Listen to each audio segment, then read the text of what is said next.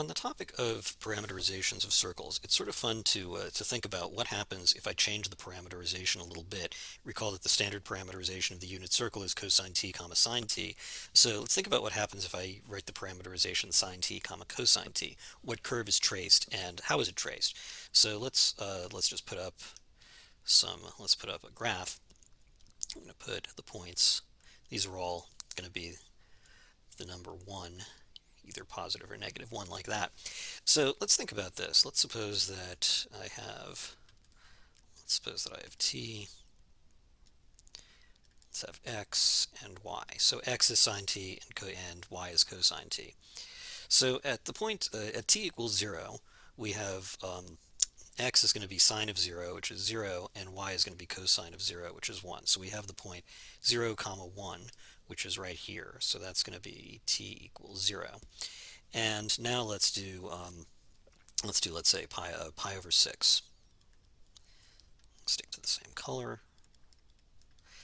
So sine of pi over 6 is 1 half, and cosine of pi over 6 is root 3 over 2. So I have the point 1 half, that's the horizontal, and root 3 over 2, which is about 0.7 on the vertical. So that's going to give me this point here. So that's going to be t equals pi over 6. Let's do now pi over 2. So that's going to be x is going to be the sine of pi over 2 is 1, and the cosine of pi over 2 is 0. So that takes us to that point. So this is going to be t equals pi over 2. So we can see is that what we have is we're simply going from the point 1, 0, or sorry, the point 0, 1 to the point 1, 0 in this fashion. If we continued plotting points, what you'd find is that we would get up to here. So this would be t equals pi, and then this would be t equals 3 pi over 2, and then finally we're not actually including 2 pi in the parameterization, but we'd get up there, we'd get that's going to be just shy of t equals pi over 2.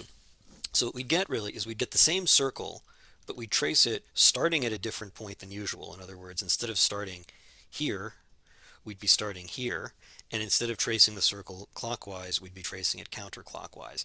It's kind of fun to sort of play with these examples to try to figure out, if you say, let's say that we want to start at negative 1, 0 and trace clockwise. How would you parameterize that circle? So you can play around with this sort of chart to figure out what the pattern is.